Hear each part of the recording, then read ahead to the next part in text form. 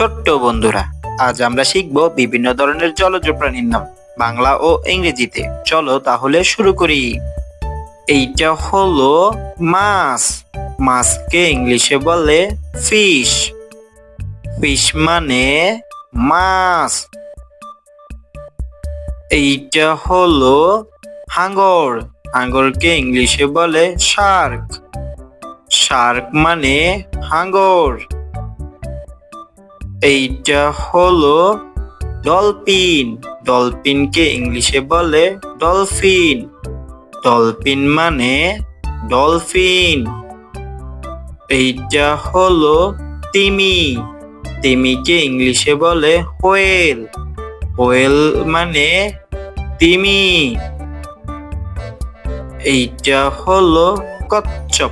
কচ্ছপকে ইংলিশে বলে টার্লেট। টার্লেট মানে কচ্ছপ। এইটা হলো কুমির। কুমিরকে ইংলিশে বলে ক্রোকোডাইল। ক্রোকোডাইল মানে কুমির।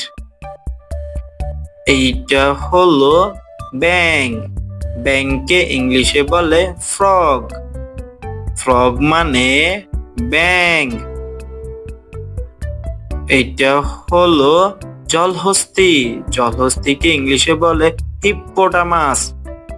হিপ্পোটামাস মানে জলহস্তী। এইটা হলো উদবিড়াল। উদবিড়ালকে ইংলিশে বলে ওয়াটার। ওয়াটার মানে উদবিড়াল।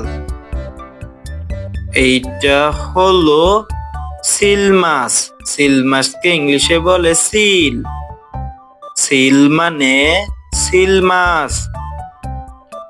এইটা হলো জলহাঁস। জলহাঁসকে ইংলিশে বলে ডাক। ডাক মানে জলহাঁস। এইটা হলো রাজহাঁস। রাজহাঁসকে ইংলিশে বলে স্নোয়ান। স্নোয়ান মানে রাজহাঁস।